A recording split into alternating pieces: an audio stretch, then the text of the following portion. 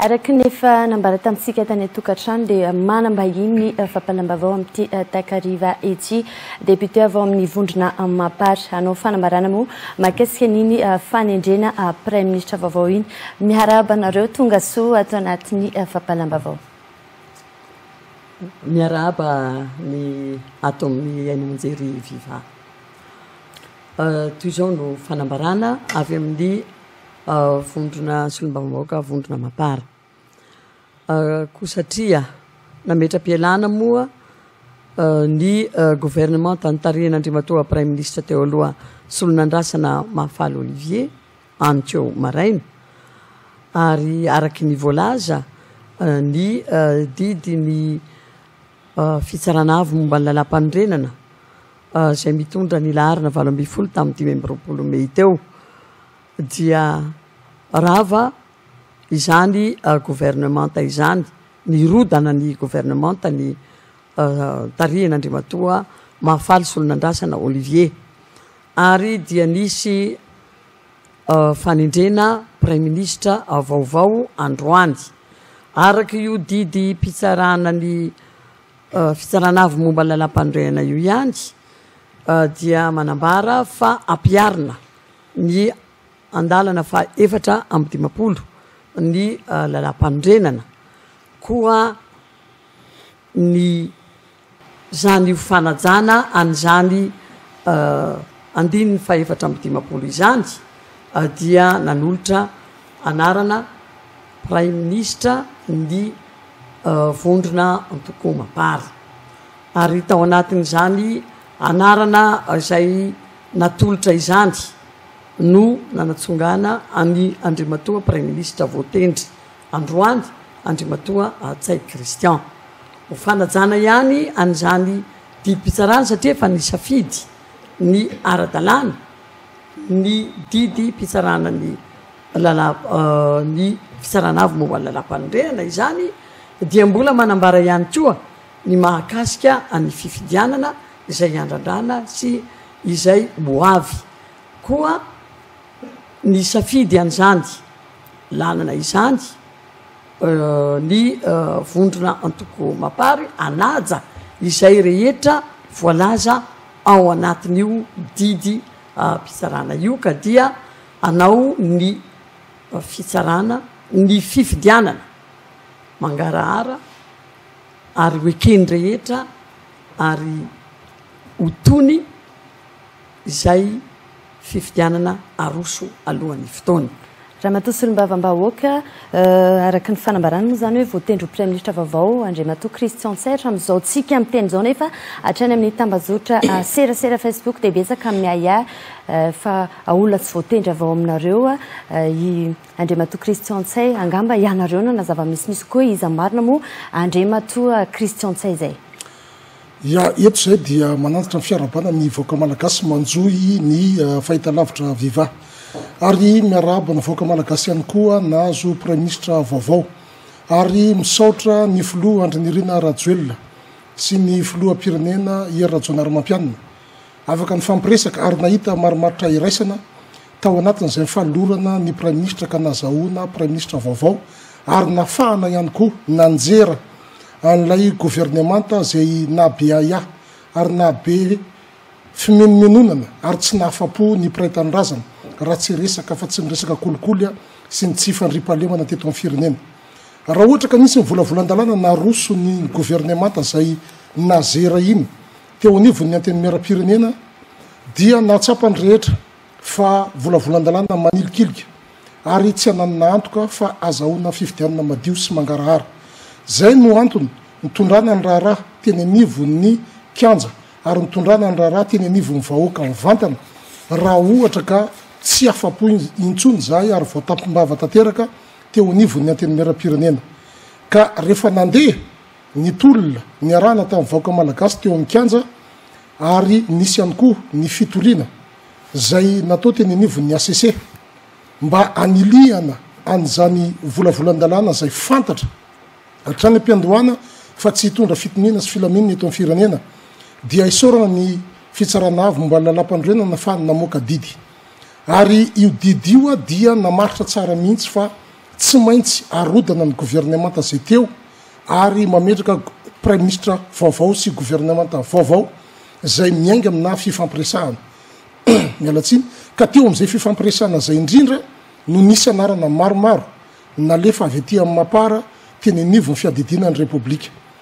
misy fifanakalozana natetitetika ihany satria fifampiresahana araky ny voalazan'ilay didy no atao ka dia isorana ny filohampirenena androany fa nanendry ny prime ministre vaovao zay natolotry ny vondrona mapara dia ny prime ministre tsay Christian irahana malala ihany koa fa io didy io dia mametraka tsara fa tsy maintsy aroso ary atao alohan'ny fotoana ny fifidianana dia ny gouvernemanta ho avy eo zany zay notsika vaoka malagasy sy antenaitsika fa ma ny olana amin'ny andavanandro amponina indrindrindra ny tsy fisin'ny fandripalemana sy ny lafiny sosialy dia notsika sy antenaitsika fa anaja tanteraka an'io didy zay navoaka ny ACC io ka anatanteraka ny fifidianana amialohan'ny fotoana zany hoe itsika vaoka malagasy zany am'izao fotoana zao entanina sahady hitodika sy irona any amin'ny fanatanterahana ny fifidianana filohan'ny repoblika alohan'ny fotoana ka na misy ary tanjona zay mifaritana tany aloha ny arahana tamin'ireo vahoaka ireo nefa tsy hitratra amin'ny ampahany rehetra dia inona sy antenainay fefa zava-dehibe nandrodanana an'ilay gouvernemanta zay nampikaikaiky ny rehetra teo ary indrindrindra ihany koa nazahoana prime ministre vaovao zay voafaritry ny lalàna fa tsy maintsy anatanteraka ny fifidianana mialohan'ny fotoana voatendry izy zany ny prime ministre vaovao andrasana araka zany amin'ny tierinandro itya ny fanendren'ny prime ministre Christian Tsaya ireo minitra zay andrafitra ao anatin'ny gouvernementa zay tarihana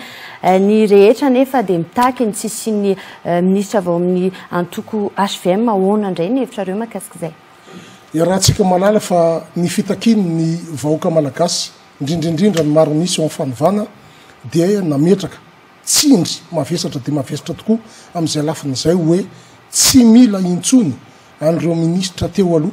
indrindrindrindra fa reo zay namoetra tao anatin'ny antoko HVM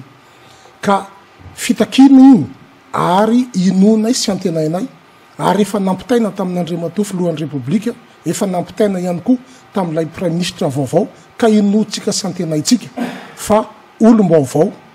olona maresy lahatra olona mampitsiry indray ny fanantenantsika ny inona sy antenaina fa andrafitra ny gouvernementa zay ho avy eo fanontaniana mipetraka ihany koa moa zany amin'ny vahoaka malagasy tonga amiketo hoe manahoana sy manahoana indray zany nitoy antolona eny amin'ny kianjany 13 Mey ny tolona dia mitoy satria ny tena marina nge ny antony tolomana nge taorina n'ilay tatitra nataon'ny solombavam-bahoaka dia fanovana dikan'izay fanovana zay a tsy vita ndray andro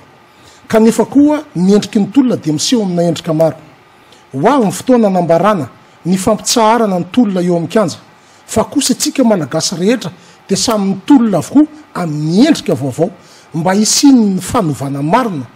ny tontolo politika sy ny fitantanandraharaha eto amin'ny firenena zany hoe mitoy ny tolona fa amin'ny endrika hafa zany hoe mety tsy eo amin'ny kanja intsony fa tsika rehetra ny anatsika any a dia fa samy resy lahatra daholo hoe anilika an'ireo mpitondra zay tsy naomby rehetra teo aloha efa ao anatin'ny tolona ary masona ao anatin'ny tolona zany a azahotsika mpitondra vaovao hendry inotsika sy ny tenaitsika fa amaly ny etaetatsika isoranareo ny vahiny tato anatin'ny fampanam-baovao sa misy teny farany avy amin'ny ramatoa solombavam-bahoaka hoentina hamehezana an'izay rehetra voalaza teo zay angambany tsy misy teny hafa anampy an'izay tsony fa ny tiana ho mariana sy fatipatoana zany a dia ny fanajana ny didy mpitsarana zay navoaka ny fitsarana avy momba ny lalam-pandrenina satria didy tsy azo ivalozana ny didy izay navoaka ary dia mbola mametraka ihany koa iny didy iny a fa gouvernementa ifanarahana no apetraka eo koa izany zavatra zany zany dia tsy maintsy koa hoenona iainy koa amin'ilay hoe gouvernementa ifanarahana dia tsy maintsy hoenona izay etaeta sy nitakiny ireo a izay ataontsika hoe ny any amin'ny syndicat isan-karazany izay efa tena nanambara mihitsy izy ary hita ihany koa moa fa zay mpitondra teo zay ministra teo ka hita fa tena ndrona any amin'ny lalana tsy izy ary koa tena alohany syndicat rehetra zany kosa aloha dia miara-mitaky amin'izany zay hoe tsy tokony iseho eo amin'izany fitondrana zany tsony any amin'izany gouvernementa zany tsony ary io moa mbola nambara teo hoe miroso any amin'ny fifidianana isika izao fifidianana anticipé zany alohany fotoana ka dia mazava ho azy fa na ny fipetrahany andrimatoa filoha eo amin'ny toerany raha irotsaka ne izy a dia iveriko fa ao anatin'ny fotoana foy de foy mankasitraka anareo ny va inteta anaty fampalamba vao sa mbola misy hotenena fanandriamantsy symbam-bahoaka zany hoe tokony anana fanantenantsika ary tokony hiala am'izay ny iahtsika satria na ny lalam-panorenana na le didina voakan'ny ACC dia mamaritra tsara